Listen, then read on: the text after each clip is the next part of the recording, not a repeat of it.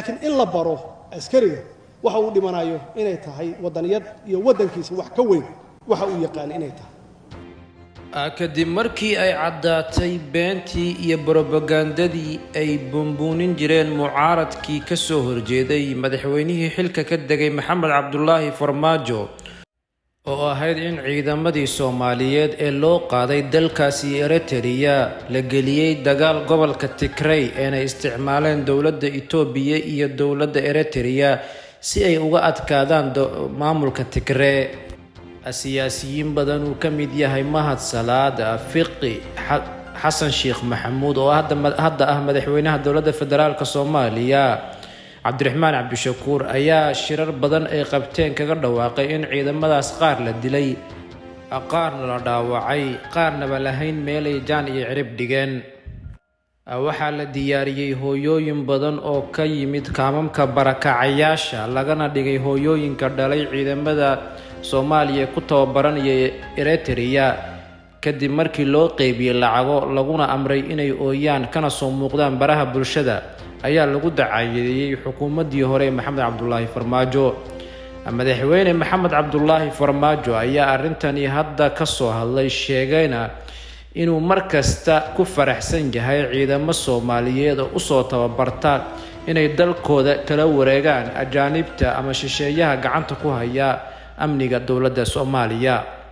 Maxamed Cabdullaahi Farmaajo ayaa sheegay in siyaasadiisii hore ay ahayd inuu wadanka ka hirgeliyo ciidan Soomaaliyeed oo xoog leh iskuna dheelitiran. Maxamed Cabdullaahi Farmaajo ayaa sheegay inay maamulo badan ay ka mid yihiin Jubbaland iyo Puntland ka lumiyeen waqtiga diideenna inay ka qayb qaataan hanaanka dib u dhiska ciidamada Soomaaliyeed. Maxamed Cabdullaahi Farmaajo ayaa xukuumaddiisa lagu xasuustaa inay wadano badan ay ka mid yihiin Turkiga, Qatar, Imaaraadka iyo Mareykanku u tababaray ciidamo xoog waaweyn oo Soomaali ah.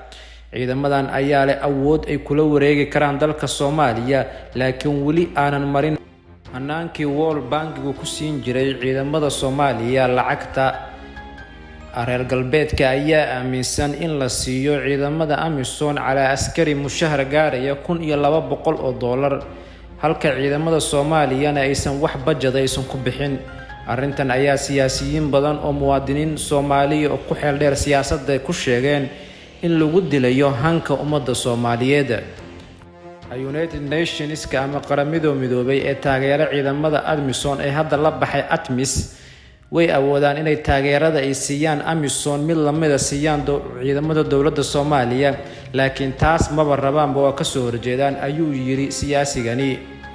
arrintan ayaa ku soo aadaysa xilli madaxweyne Maxamed Cabdullaahi Farmaajo ay ummad badan oo Soomaaliya ay ka shaki baxeen in ciidamada lagu leeyahay Eritrea ay ahayd arrin siyaasadaysan. Maxamed Cabdullaahi Farmaajo ayaa sheegay inuu awood u lahaa inuu tago Eritrea kana soo celiyay ciidamadaasi, laakiin uusan rabin inuu ololihiisa doorashada uu ka dhigo wax uu ugu qabtay wadankani. Maxamed Cabdullaahi Farmaajo ayaa sheegay in ciidamadani ay yihiin ciidamo u diyaarsan dowlad kasta oo Soomaaliya ka dhalata, aysan ahayn ciidamo uu leeyahay Farmaajo ama xukuumaddiisu. hore ayay ahayd waraysi uu qaaday Fahad Yaasiin uu ku sheegay inay la kulmi doonaan waji gabax siyaasiyiintii hore ee ka been sheegi jiray ciidamadani. maanta ayaa laga dareemayaa baraha bulshada ammaan loo jeedinayo madaxweynihii hore Maxamed Cabdullaahi Farmaajo maadaama ay been noqotay wixii lagu haystay muddo gaaraysa 1 sano oo ugu dambeysay xilkiisa, oo halkaas oo siyaasiyiin leh miisaan culus ugu horeeyay Xasan Sheekh oo hadda madaxweynaha, Sheekh Shariif, Cabdiraxmaan Cabdishakuur iyo siyaasiyiin badan oo hadda haya xilal kala duwan ay ku mucaaradeen Farmaajo, sheegeen inuu laayay ciidamo badan oo Soomaaliya jooga Eritrea galiyayna dagaal ka dhacay gobolkaasi Tigray. arrinta ugu la yaabka badan ayaa ah in wargeysyada reer galbeedka sida wargeyska Reuters iyo wargeyska New York Times ay taageereen hadaladii ka soo baxay siyaasiyiintii hore ee xilka ka hayay Soomaaliya ee Xasan Sheekh Maxamuud iyo Cabdiraxmaan Cabdishakuur, sheegayna inay run tahay in ciidamo Soomaaliyeed lagu dilay ama ay ka qayb galeen dagaalkii Tigray. arrintan ayaa caddaynaysa in xilka laga tuuro Maxamed Cabdulaahi Farmaajo ay ka shaqaynayeen reer galbeed iyo mucaaradba. midaas mid ka duwan, Maxamed Cabdulaahi Farmaajo ayaa sheegay inuu Xasan Sheekh Maxamuud ku taageeri doono wax kasta oo tala ah, kana codsaday shacabka Soomaaliyeed muddo gaaraysa 3 jeer oo hadal jeediyay inay taageeraan xukuumadda cusub si ay u taageeri jireen xukuumaddiisii hore ee Maxamed Cabdulaahi Farmaajo.